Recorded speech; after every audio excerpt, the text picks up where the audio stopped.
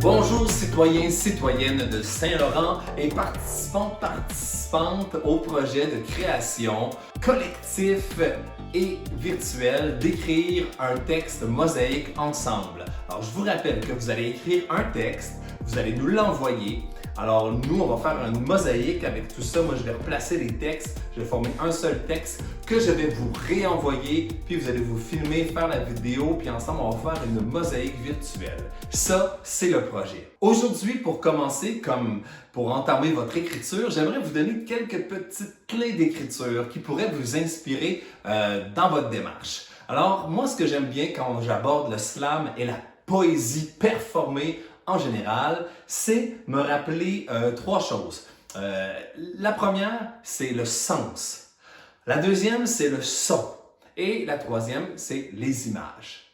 Ces trois axes-là nous permettent d'avancer et de se laisser porter par l'écriture tout en maintenant un fil conducteur. Premièrement, le sens. Quand j'entends le mot sens en français, ce que j'aime, c'est que le mot sens a plusieurs sens. Le mot sens veut dire à la fois une direction. Dans quel sens tu vas, sens unique. Le sens de la direction et donc de la direction d'un texte.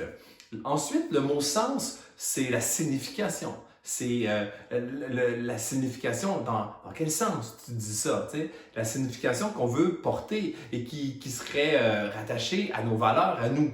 Aussi, le sens, c'est est-ce que ça fait du sens? Ou ça ne fait pas de sens, peu importe. C'est quoi le rapport avec la logique? Voici une belle opportunité de soit être pleinement logique dans son texte ou complètement décalé, mais de toujours avoir le point central de est-ce que ça fait du sens pour soi ou pour les autres. Ensuite, le mot sens, évidemment, nous relie aux cinq sens qu'on a, à qu'est-ce qui nous touche, à qu'est-ce qui nous fait voir des choses, à qu'est-ce qui nous fait entendre des choses, à ce qui nous fait ressentir, sentir des choses.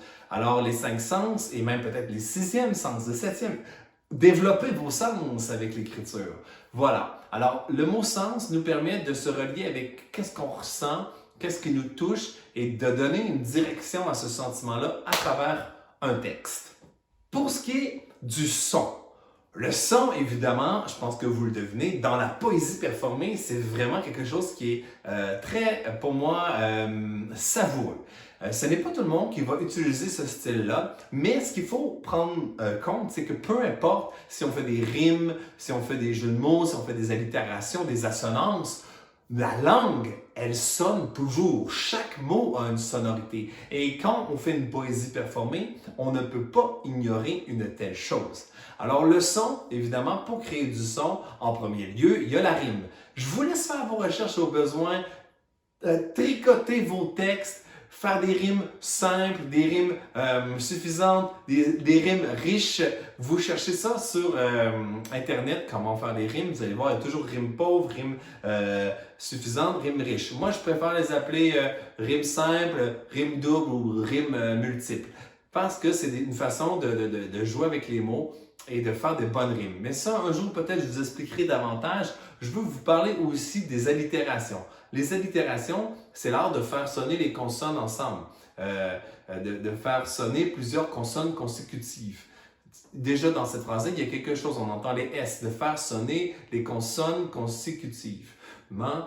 Alors, de faire en sorte que les mots qui portent des consonnes résonnent, qu'il y ait une rime de consonnes. Puis aussi, il y a les assonances avec les voyelles qui vont se répéter plus souvent. Alors, le A tomba dans l'assiette du roi qui, après avoir goûté, c'est une façon de faire sonner la langue. Évidemment, il y a plein d'autres principes comme ça, mais ce qui est intéressant, c'est de se poser la question suivante. Est-ce que mon texte fait du sens? Si oui, est-ce qu'il sonne? Est-ce que mon texte sonne? S'il sonne, ouais, mais est-ce qu'il fait du sens? C'est de jouer avec la balance de ces deux pôles pour créer un texte qui va être très dynamique et vibrant. En terminant, j'aimerais vous parler de la possibilité de faire des images. Les images, évidemment, on va utiliser la métaphore filée ou les comparaisons, la comparaison. Il y aura aussi faire des hyperboles, des exagérations. Il y a plein de façons de créer des images. Ce qui est important avec les images, c'est de donner quelque chose pour dérouter l'esprit peut-être parfois et de donner substance à imager, à créer un cinéma à l'intérieur de la personne qui écoute. Si je dis « ma main va vers toi », c'est parfait, c'est direct, c'est très bien, il n'y a pas de jugement là-dedans. Mais je pourrais dire « ma main est un oiseau ». On a la métaphore, ma main est un oiseau qui vole vers ton paysage. Elle veut se poser, ma main, sur la branche de ta peau pour pouvoir te raconter à quel point la distance qui nous éloigne voudrait être comblée par ma main, oiseau migrateur vers toi, ma belle, ma douce, pleine de candeur. Là, tu peux imaginer comme ça. Alors, où nos mains sont comme des oiseaux. Hein? Nos mains sont comme des oiseaux qui, à chaque fois qu'elles s'éloignent de la personne qu'on aime, nos mains perdent des plumes.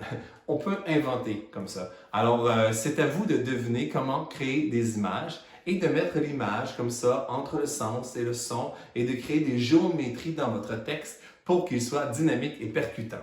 Pour le texte, n'oubliez pas de mettre la phrase suivante, « On est ensemble ».